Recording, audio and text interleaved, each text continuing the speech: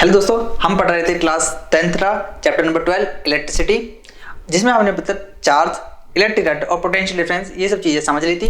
और आज हम बात करेंगे सर्किट डायग्राम, ओम्स लॉ और रेजिस्टेंस की। तो चलिए शुरू करते हैं। सबसे पहले सर्किट डायग्राम। सर्किट डायग्राम में देखिए, सबसे पहला सर्किट डायग्राम है हमारे पे सेल। क्या है? सेल। सेल आपका ऐसे होता है, एक बड़ी लाइन और एक छोटी लाइन। ये बड़ी वाली लाइन होती है पॉजिटिव पोल और छोटी वाली लाइन नेगेटिव पोल। और जब बहुत सारे सेल मिल जाते हैं तो आपको पता है वो बन जाती है एक बैटरी। ये पॉजिटिव और ये नेगेटिव। ठीक है। नेक्स्ट है आपका स्विच। ये है ओपन स्विच, यानी इसमें से करंट पास नहीं हो रहा।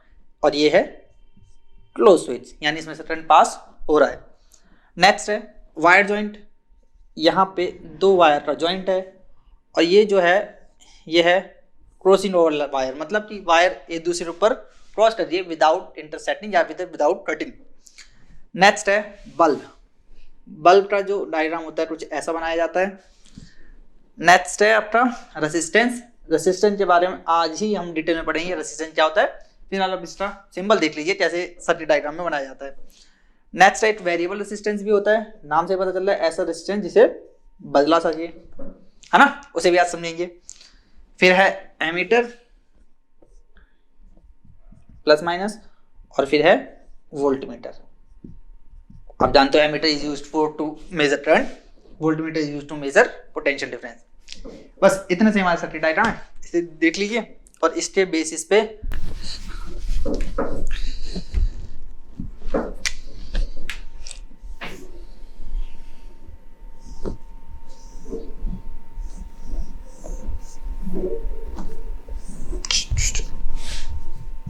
इसमें बैटरी कनेक्ट कर लो, ऐसे ये प्लस ये माइनस। यहाँ पर एमीटर जोड़ लेते हैं, ये प्लस ये माइनस। यहाँ पे रेजिस्टेंस जोड़ लेते हैं, यहाँ पे बल्ब जोड़ लिया, यहाँ पे स्विच जोड़ लिया। ठीक है। और इस बल्ब के पैरेलल में एक जोड़ लिया वोल्टमीटर। ठीक है, ऐसा होता है सर्किट डायग्राम। अब इसमें करंट फ्लो करने लग जा रहा है, जो कि होगा आई।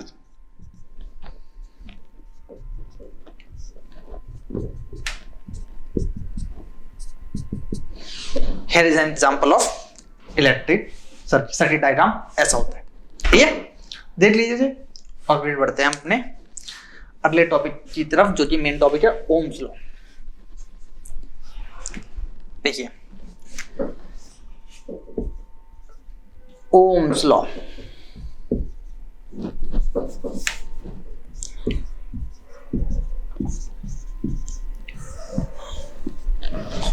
ओम्स लॉ, ओम्स लॉ बस इतनी सी बात कहता है। ये लैंग्वेज में लिखिए तो, एट कांस्टेंट टेम्परेचर द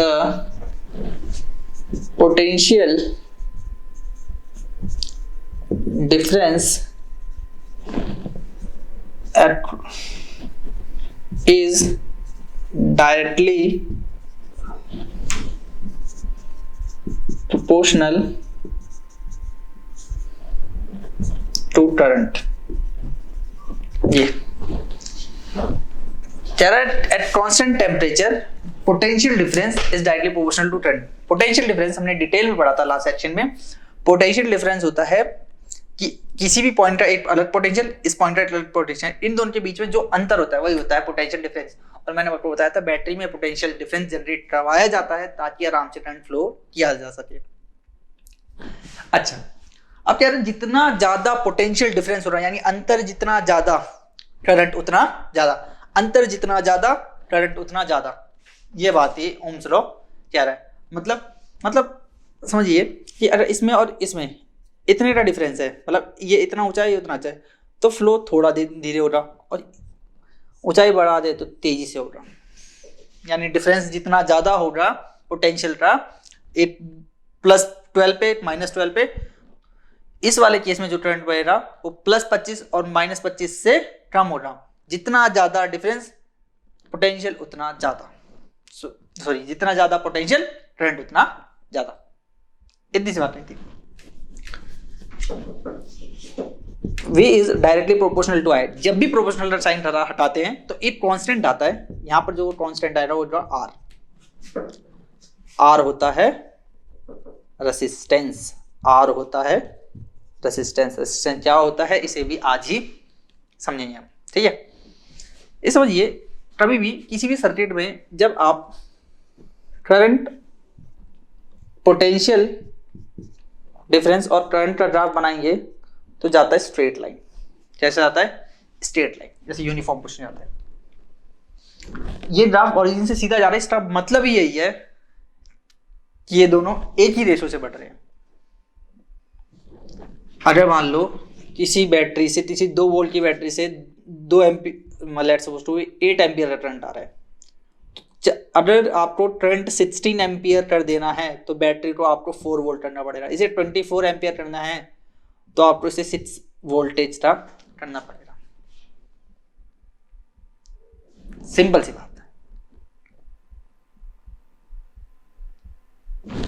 आइए इसे एक्टिविटी से समझते हैं, जो कि एनसीईआरटी में यूज की हुई है समझाने के लिए। ये एक्टिविटी 12.1 है। इसमें देखिए एक सर्किट डायग्राम बनाया हुआ है और यहाँ पर 4 बैटरी लाई हुई है, V1, V2, V3, V4, ठीक है। अब हम ना इसे एक एक बार कनेक्शन में देंगे। जब हम पहली वाली बैटरी को ज्वाइन करेंगे तो बैटरी मान लो ये है और ये करंट है। जब हमने पहली बैटरी कनेक्ट की तो 1 वोल्ट का पोटेंशियल डिफरेंस था और करंट भी हमें मिला 1 एम्पीयर। अब हमने दूसरी बैटरी अटैच कर दी। दूसरी बैटरी अटैच करने मतलब ये नहीं कि पहली वाली हटा दी, दूसरी बार पहली वाली है ही, दूसरी और अटैच कर दिया, यानी पोटेंशियल इंक्रीज कर दिया। अब पोटेंशियल हो गया 2 वोल्ट, तो हमें क्या मिला? हमने रीडिंग देखी तो एमीटर में तो करंट भी हो गया 2 एम्पीयर। कितना हो गया? 2 एम्पीयर। करंट भी हो गया 2 एम्पीयर। फिर हमने तीसरी बैटरी अटैच कर दी। जैसे हमने तीसरी बैटरी अटैच करी तो 3 वोल्ट का, फिर करंट भी हो गया 3 एम्पीयर। जैसी चौथी बैटरी अटैच करी तो ये 4 वोल्ट और ये 4 एम्पीयर, ठीक है। यहीं से और फिर हमने जब इसका ग्राफ ड्रॉ किया, इधर लिया हमने पोटेंशियल डिफरेंस और इधर लिया करंट, तो ये एकदम स्ट्रेट लाइन गया, ठीक है। ये ग्राफ, उस ग्राफ से कंक्लूजन याद तो रखिए आप, slope of V I graph gives us resistance. क्या देता है? रेसिस्टेंस। ये बात ध्यान रखनी है आपको, इंपॉर्टेंट है। ठीक है, कैसे? यहां पर देखिए हमें स्लोप होता है ये, जुटाओ, स्लोप होता है ये, ठीक है। आप इसे समझिए, अगर यहां से इसे मान लो किसी पॉइंट पे यहाँ पर आई की वैल्यू I1 है और किसी पॉइंट पे यहाँ पर आई की वैल्यू I2, तो ये वाला जो डिस्टेंस हो रहा, ये वाला जो गैप हो रहा है, ये क्या हो रहा? I2 minus I1। किसी पॉइंट में मान लो यहाँ की वैल्यू क्या है? V2, यहाँ की वैल्यू क्या है? V1। तो ये वाला जो डिस्टेंस हो रहा है ये हो रहा V2 माइनस V1, ठीक है। और यहाँ देखिए स्लोप जो होता है ना, स्लोप का फॉर्मूला होता है tan थीटा। जनरली समझ लो, बस मुद्दा ये याद कर लेना आपको, है ना। ये आएगा नहीं प्रूफ, पर जान लो कैसा है। स्लोप का फॉर्मूला होता है tan थीटा, और tan थीटा आपको पता है होता है परपेंडिकुलर अपॉन में बेस। अगर ये मान लो थीटा है तो ये हो गया परपेंडिकुलर और ये हो गया बेस, यानी V2 माइनस V1 अपॉन में I2 minus I1। Potential difference में से पोटेंशियल डिफरेंस आएगा, पोटेंशियल डिफरेंस आएगा, करंट में से करंट जाएगा तो यहाँ पर I आएगा। और अभी अभी हमने पढ़ा था V is directly proportional to I से निकला था एक formula V equal to IR। अगर इसको नीचे भेज दे तो V बाई I किसके बराबर हो जाता है? R के, तो इसलिए इसके बराबर हो जाएगा R के, ठीक है। तो ध्यान रखना है, slope of V I graph gives us resistance, ठीक है। कंक्लूजन क्या है? ओम्स लॉ है, एट कांस्टेंट टेम्परेचर, जब तक टेम्परेचर कांस्टेंट रहेगा तब तक जैसे जैसे आप पोटेंशियल डिफरेंस इंक्रीज करोगे वैसे वैसे करंट बढ़ेगा, जैसे टेम्परेचर कांस्टेंट रहेगा तब तक। दूसरा, slope of V I graph देता है हमें रेसिस्टेंस। ये 2 चीजें आपको ध्यान रखनी है, और ये वाला ग्राफ याद रखना है कि स्ट्रेट लाइन ग्राफ होता है ओरिजिन से, ठीक है। अब आगे बढ़ते हैं अपने रेसिस्टेंस की तरफ।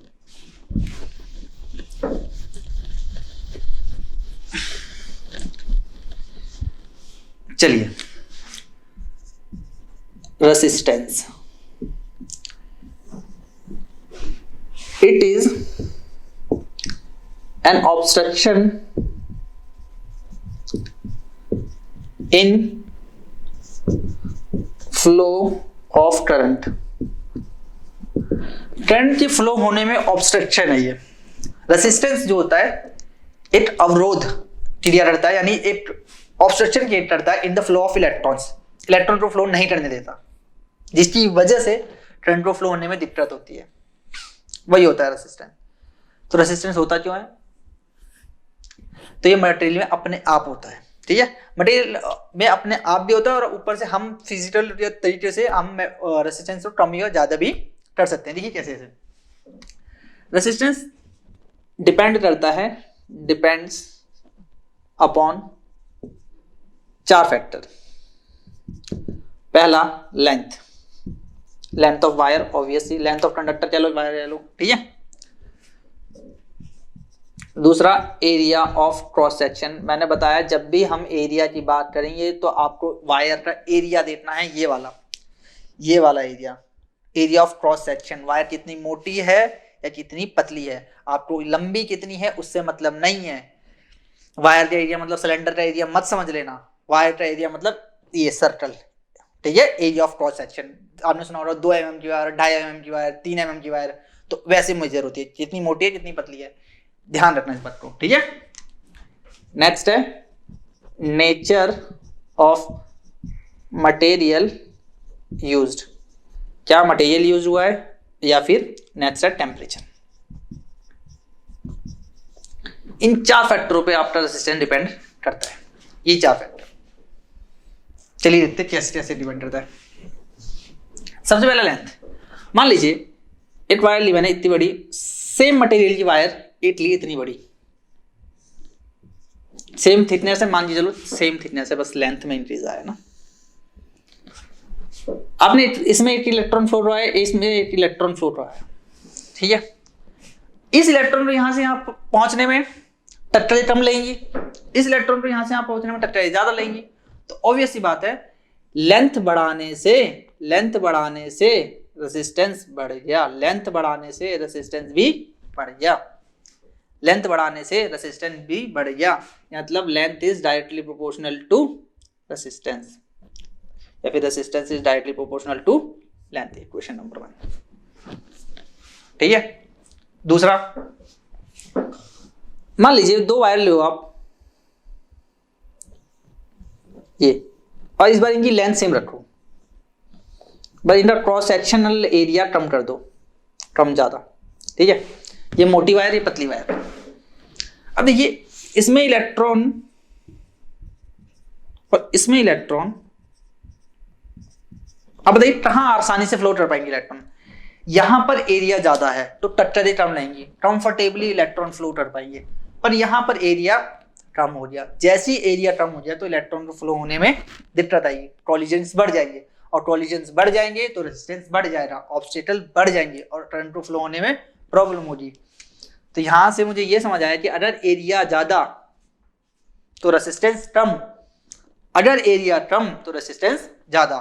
तो resistance is inversely proportional to area. ये दूसरी, एरिया जितना ज्यादा होता है रेजिस्टेंस उतना कम होता है, इसलिए बड़े बड़े हीटिंग एलिमेंट्स को चलाने के लिए हमें मोटी वायर की जरूरत पड़ती है, क्योंकि उसमें रेजिस्टेंस की वैल्यू कम होती है और करंट कंफर्टेबली फ्लो कर पाता है। आपने देखा होगा एसी वगैरह लगाते समय ज्यादा मोटे एमएम की वायर यूज करी जाती है, ना कि पतले, क्योंकि पतली वायर में रेजिस्टेंस ज्यादा होता है।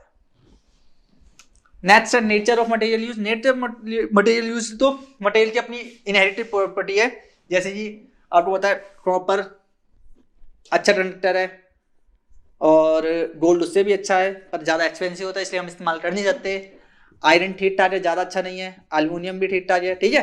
ये अपने अपने अपने उस पर ये अपनी प्रॉपर्टी है, उसमें हमारा कोई रोल नहीं है। नेक्स्ट है टेम्परेचर। टेम्परेचर बढ़ाने से रेसिस्टेंस बढ़ जाएगा, टेम्परेचर बढ़ाने से रेसिस्टेंस बढ़ जाएगा। टेम्परेचर बढ़ाने से resistance increases if the temperature increase. Resistance बढ़ाने से टेम्परेचर बढ़ जाएगा, इसे बात समझ चाहिए। आपका मान लो वायर है, वायर के अंदर क्या है इलेक्ट्रॉन्स। अगर वायर हीट हो रही, अब जैसे ही वायर हीट हो जाएगी, let's suppose to be wire heat हो जाएगी, तो इलेक्ट्रॉन्स पे क्या जाएगी, एनर्जी, और इलेक्ट्रॉन्स पे जैसी एनर्जी आ रही है, इलेक्ट्रॉन की कॉलिजन्स दीवार के साथ बढ़ जाएगी। इलेक्ट्रॉन की जैसी कॉलिजन दीवार के साथ बढ़ जाएगी, इसी वजह से जो इलेक्ट्रॉन को फ्लो करने में प्रॉब्लम होगी, और जब इलेक्ट्रॉन को फ्लो करने में प्रॉब्लम होगी तो रेजिस्टेंस बढ़ चुका है, करंट उतना अमाउंट पे नहीं आ पाएगा। तो ध्यान रखना, टेम्परेचर बढ़ाने से इलेक्ट्रॉन्स पे एनर्जी बढ़ाती है, एनर्जी की वजह से नंबर ऑफ कॉलिजन्स इंक्रीज हो जाते हैं, इसलिए कंफर्टेबली इलेक्ट्रॉन फ्लो नहीं कर पाता, इसलिए टेम्परेचर बढ़ाने से रेजिस्टेंस भी बढ़ जाता है। क्या आपको बात क्लियर है?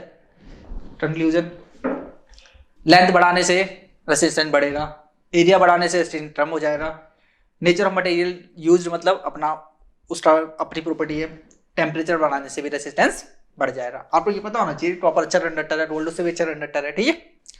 चलिए आगे बढ़ते हैं।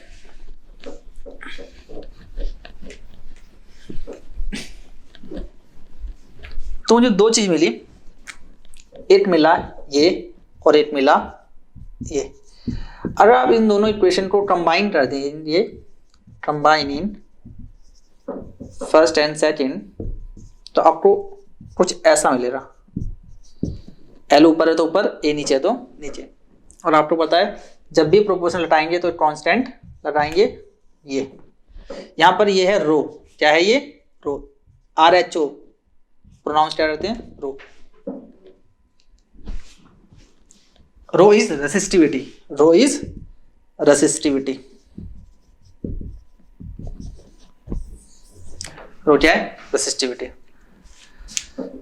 रेसिस्टिविटी क्या होती है मैं बताता हूं, देखो सिंपल सी बात है, देखो रेसिस्टेंस और रेसिस्टिविटी एक ही बात है।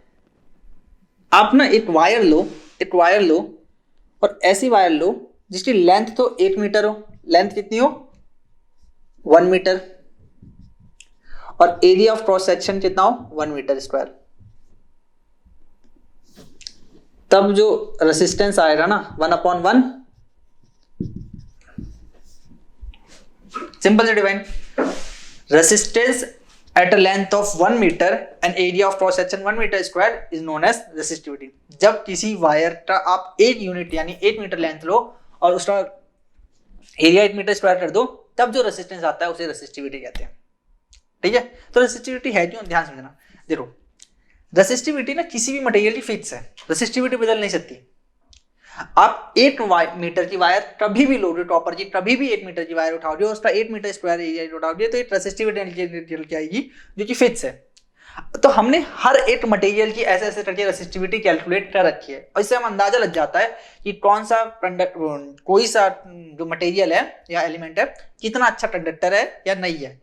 रेसिस्टिविटी के लिए हमने हर एक मेटल की 1 मीटर की लेंथ ली, हर एक सब्सटेंस की, और उसको 1 मीटर स्क्वायर ही एरिया किया, और फिर जो रेसिस्टेंस कैलकुलेट हुआ उसको हमने नाम दिया रेसिस्टिविटी। और डिफरेंट मटेरियल की रेसिस्टिविटी डिफरेंट होती है। हमें एनसीईआरटी की टेबल में ये दे रखी है, इन सबकी टेबल में हमें याद करने की जरूरत नहीं है। 1-2 या डायमंड वगैरह की याद करनी हो तो कर लेना, नहीं तो एग्जाम से जब भी क्वेश्चन आता है तो रेसिस्टिविटी दी जाती है। क्या आपको क्लियर है रेसिस्टिविटी क्या होती है, पक्का? चलिए आज के लिए इतना ही, हम नेक्स्ट वीडियो मिलते हैं। अब इसमें पढ़ना है हमें resistance of a system of resistor. अब देखेंगे रेसिस्टेंस का कॉम्बिनेशन कैसे किया जाता है, इसे सीरीज में लाया जाता है, पैरेलल में लाया जाता है, ठीक है। वो हम अपनी नेक्स्ट वीडियो में देखते हैं। चलिए।